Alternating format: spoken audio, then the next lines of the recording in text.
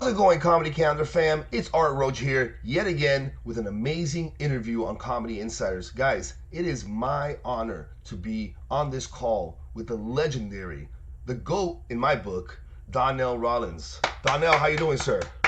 I'm doing great, man. And you can find out a different way to call me old. Whenever you say legend and GOAT, say he's over 55 years old.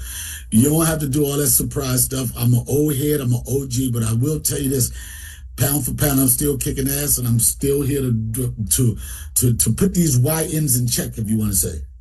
Amen, sir. Amen. I just turned 40 this year, so definitely was not calling you old, but I will say you are experienced, man. You are someone who has That's been. old, son. You still call me old. I mean, Experience, legend, GOAT. Just say it. Oh, I'm an ON. I'm an ON. this next comedian, he's not only gone through many shoes, many miles, and many rounds around the block, but he's also worn military boots. Donnell, man, I'm immigrant to this country, so it I didn't honestly. think that. You an immigrant? No. Nah. Nah, no, you're not, son. Look behind you. It's ice. No, I'm just joking. Well, Yeah, luckily, so I just recently got my papers, so I'm one of the good ones now. So we should be right. fine. Now you better than the bad ones? Oh, I don't know what the good or bad was, but what I do know is that Home Depot's parking lot has been clear for the last 6 months. I do know that part. Well, the funny thing about immigration is as soon as you get your papers, you really don't care anymore. Now that I have my papers, send them all back. I don't give a shit, you know? Oh, that's so dirty. You forgot about your people. Yeah. What My I'm happy to people, I'm do, American. These people need to uh, learn I, English. And I know. Yeah. oh man, just to kick things off, because I completely forgot to start the right way, guys. Next year, if you've made yourself a promise to get in more comedy shows, guess what? January 8th to the 10th, Donnell Rawlings is coming down to South Florida. He's going to be at the Miami Improv. 5 shows. He's taking over the weekend. You guys have been coming to the improv and asking me, guess what? He's coming January 8th to the 10th. No excuses not to come out. Go to miamiimprov.com, buy your tickets right now. It's probably going to sell out the day that the show's there, you're gonna call me, Art, can you get me in? Guess what? No, bro. This is your chance. Buy your tickets right now. Daniel, I know you've been down to South Florida many, many times. What can you tell the people here in South Florida? What can they expect when you come out in January? Well, I just did last year. I did a Netflix special called A New Day, and a lot of times people ask the question, "Is he going to be doing material from that set?" I'm not going to be doing that. In fact, I had a new hour before my special even dropped. There's a lot of good things to talk about. There's a lot of things that's in pop culture, a lot of things that's connected with politics, and just like normal day-to-day stuff that I will be talking about, and I'll be making fun of it. My good friend Dave Chappelle, and it's not name dropping if you know these people, he always tells me this. He said, Donna, it is our job to make fun of things that are troubling the world. So the things that are troubling the world, the things that people are having concerns about, I'm definitely going to be touching on those things and try to bring just some humor to the things that could be frustrating or things that could get you upset. I've been coming down to South Florida probably like the last 20 years, and one of the best compliments I get whenever I perform down there is that when he comes, he always does new material. He's always fresh. And you can tell he still has passion for what I do. So if you're a true fan of comedy, if you're a fan of anything I did on HBO's The Wire, The Corner, Chappelle Show, BMF, Soul, Guy Code, I guarantee you, if you haven't seen me perform live, you come see me perform live, you'll be a fan for life. Amen. I'm excited, and I know a lot of the employees at the Miami Improv are excited about you coming down. One of the big things is exactly what you said. Man, you keep it so fresh. We watch a lot of comedy as employees, and you see Yeah, sometimes, and I'm not putting anybody down, but sometimes you see the exact same 5 sets all weekend, and maybe because yeah, someone's getting close to filming, or but the employees commented that you're someone who keeps it so fresh, and you're not scared on taking a tangent, or and like you said, when you filmed your hour, you already had another hour in the background, so you're very prolific, and you're very able to keep your material fresh, which is something that's respected by a lot of the people in the community. So I mean, one, I can, I do. I mean, it's one thing. You have your fans that come up to see your show, but I always say, man, you're not really, until you can get the people in the kitchen and the wait staff just to stop and not work, that's when you're in the zone because they've seen so many people. night after night. And I'm not doing a new set every show, but the delivery of it is always going to be something new. It's always going to be something fresh, and I think people will really appreciate that. Amen. And I have a couple of friends that are really big fans of yours, and I know that they've already bought tickets for 2 nights. So they'll be coming, I think, Friday and Saturday because Yeah, they've seen you before, and one of the comments was, it depends on the crowd. Like you might get a completely different show because, like you right. said, even the material might be somewhat the same, or it might be, but the way you're playing the crowd, the way you're treating the audience is completely different. So that early Friday show versus that late Saturday show might be two different crowds, and you might end up getting two completely different experiences. Not a lot of comedians offer that, and that means again, a bang for the buck. You're one of the greats. Oh, I appreciate that, man. And the thing about it is, like, I've been doing it over 30, probably about 32 years, and Damn. like, I can honestly, that's old. I will say that I'm still as passionate about it, still excited about it, and like I'm talking about a career that spanned over 3 decades. I feel like every year I get better. So if you saw me 4 years ago, it's going to be better than this. Is going to be better than 4 years ago, and if you see me 4 years in the future, it's going to be better than me talking about this right now because I really pride myself on trying to evolve and just being one of the dopest to do it, and it translates. It definitely does, man. I mean, I remember all the way back in 2008, you coming down, getting on the radio with Paul Young Ron, and just being hilarious on the radio and talking about the time before that. And then once podcasts started, look, there you are. You're one of the best podcasters. Every podcast that you're on, it's one of the best episodes for that podcast. Whether it's Theo Vaughn, whether it's so, and even like that, like once you started acting, once you started, every time you did it, you didn't do it at a mid level. You did it at the highest level. You exceeded, and then you used it to feed back into your comedy. And then when things change, guess what? Bam, you're changing with it. So it's not a lot of comedians, especially not a lot of the greats, let's say the legends, that are able to continuously adapt their material, their business strategies, their touring, their promotional stuff. And I see you're constantly keeping it fresh. You're constantly, and it shows, man. I mean, dude, you're. When was the last time you stopped? I mean, are you touring like 40 weeks out of the year? When I see you I do everywhere, about man. 40, probably about 40, 42. I don't stop. I mean, I'm blessed, man. Everybody has a God-given talent. Not too many people have the opportunity to identify with that and turn it into something that can support them. And the thing, I'll just say the number one thing is like, I really enjoy what I'm doing. Like I never complained about it. I never get making excuses. Never thought about, from the first time I touched the mic, I never thought about doing anything other than this. And I've just been having a good time. One guy asked me once, he's like, Donnell, you got any advice for an upcoming comedian? I'm like, don't ask for advice. Anything you're gonna learn from this, you're gonna learn from the stage. And another thing with this business entertainment, if you're not comfortable being broke, then you shouldn't get into it. The number one thing you have to be able to do is to be able to enjoy this while you have absolutely nothing. If you can do that, then everything else will be a bonus, and you'll just fall right in.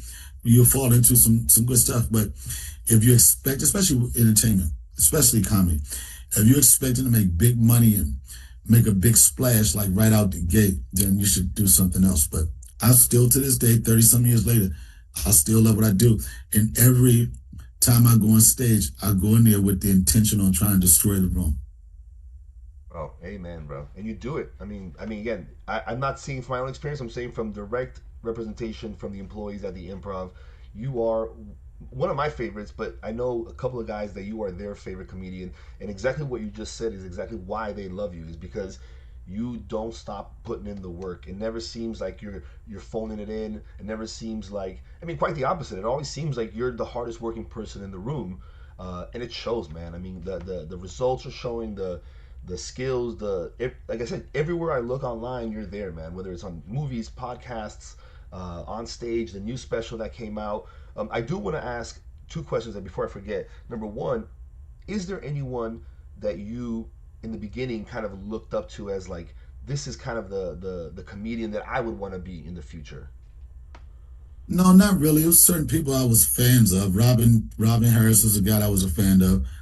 When I started a little bit sometime after Martin, maybe years after, 3 or 4 years after Martin.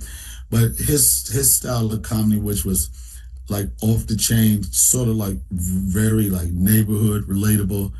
just I felt like when I used to watch Martin Lawrence, like, man, I think the same way he thinks. He was just a fun guy to watch. Bill Cosby back in the day, he was a guy that I was like amazed on how he could put out the volume of specials that he did, like no profanity, just an awesome storyteller. Do you But I like never, mixed drinks or no? nah, I don't think so. I ain't had none. But it's like I never like was like, oh my God, I want to be a comedian when I get older. Like I never wanted to do stand-up comedy. It just happened. I was in the Air Force. I was a military police officer. I got out of the military. I was waiting to be a DC police officer. I was working at this grocery store, head of security, and a guy used to come in and give out free comedy tickets to this comedy club. And I used to go there just to hang out with my friends. And I started heckling the comedians, and I started drawing an audience. People started saying, "Yo, is that asshole guy gonna be here that tries to ruin his show every week?" And I was like, "Yep, that'll be me." In club one day, they challenged me. They said, "Yo, you funny from the sea. Why don't you try to go on stage?" And I went on stage.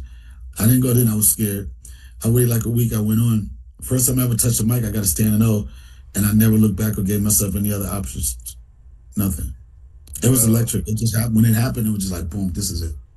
damn, bro. That's. I mean, I'm glad. I don't know if you've ever. Yeah, I'm glad you shared that on here, man. Because you answered the exact question that I had, and I see it in you. I have a similar kind of origin story in the sense that once I started, I felt completely engulfed by it, and I could do Yeah. nothing else but do it to the maximum that I could. Um, I also wanted to ask you: is there anyone either like you called yourself an ON? Is there any of the younger guys coming up that you admire or that you're bringing to town with you or that you feature often? I mean, not no young guys. I got that tour me that probably haven't had the platform as a lot of people have just to see what they're doing. This guys has been in the game for a while, but I consider them to be like untapped. Adrian Washington is one of my guys. Dawn Formy is one of my guys. Females. Marshall Brander, who's doing a lot of touring with Chappelle now, and Zach Johnson, and my sister Erlinda Franklin. Those are some of the people that are close to me and tour with me. But I don't really go to clubs to look for any talent or anything like that. I got enough people that I already know I can help input on. Yeah, no, I mean that's you named the people that I was looking for because I think a lot of times, especially with someone at your caliber, the feature on your show is a headliner in their own right, Yeah, and a lot of times, especially with this podcast, I'm very interested in their journeys as well because, like, especially when they get to the club, those are the people that I spend. Like you're gonna be in the green room busy, and a lot of times I'll be talking to those openers as they're selling merch, or those are the people that I have more interactions with, and learning those lessons are very important to me. Like one of the things that you alluded to right on the beginning, for me, until you have that first hour that you're ready to tape, or that first hour on tape that I can call the clubs and sell you, that's day one as a comedian, right? A lot of comedians they don't think about it in that way. But a lot of the openers that you have, they already have hours. They have hours that they're ready to go with. So um, for me, figuring out how to get from that point of having the material to being able to go around and tour with it, that gap is a very important moment, I think. And so yeah, I appreciate. And do you know who's coming down with you in January? Do you know who will be featuring I you? haven't decided yet. My No. son is going to be my 10-year-old son is going to be with me. He's on his break. He's on his holiday break, and he's going to be in the green room ordering chicken fingers and mozzarella sticks with marinara sauce on the side. I love Oh, traveling him. He loves hanging out. My son might have to do a quick 5 minutes, but hey, I'm not. I haven't decided. It's good. Well, I will say, I've never had any slackers that open for me. There's always people that, like you said, could pretty much close the show or headline in their own right. But we're going to come down and we're going to have fun. amen. Sir, I don't want to keep you any longer. I want to let the people at home. I Ooh, want to. I want to. What just happened? this would have to keep my skin looking so fresh and clean. This rose Ah. water. Ooh, that feels so good. But go ahead. Hey, if you have, you know what? My skin's looking terrible. I gotta get some rose water. Let me write that down. Oh man, it's the best. You just do it every once in a while. But I'm excited. Like I said earlier, if you've seen me on the Chappelle show, if any of the other things that I've done in my career, if you come see me do live stand up, this is the thing that I pay my mortgage with. I live my life with. If I never do another television show or film project in the rest of my life, I wouldn't be mad as long as I can still put my name on the marquee and draw people to come see the show. I know you hear, I'll put it like this. People always like, who's the GOAT? Who's the GOAT? And this is a question I always get. They like, Donnell, do you think Dave is one of the greatest comedians ever do it? And I'm like, hands down. But then if you ask Dave, Donnell, who's one of the funniest comedians you ever seen? Guarantee you, he's gonna be like Donnell Rawlings. And this not being a brag or anything. Anybody who's seen me work with him, seen me do these from working with Chris Rock and Dave and Joe Rogan and everything, pound for pound, I hold my own. And I'm not saying this to blow smoke up your ass. Come to my show and you'll be like, oh shit, what just happened? I Jan- believe in it. I love it, and I'm gonna bring heat to the Miami Improv. January 8th, January 10th, January 8th through the 10th, five Yeah. shows, MiamiImprov.com. Do not hesitate. Start your year off 2026 with Donnell Rawlings cracking you up. He's already guaranteed it. I've already told you guys there's no reason at this point to not come out and show some love. And Donnell, I cannot agree with you more, man. You're the one comedian that when other big comedians get asked, they most consistently say you as the GOAT. So for me, watching your comedy, for me, the way you hustle is very similar. Even your origin story that you just described is very uh, similar to kind of like my style. So I appreciate you, man. I really do. I have tremendous amount of respect. And when you're down here in South Florida, you're part of the family. If there's anything you need, let us know. The Miami Improv loves you, and it's an honor to have us down here, sir. Thank you. I want to say in closing, I'm rich, bitch. Come to the show. See y'all.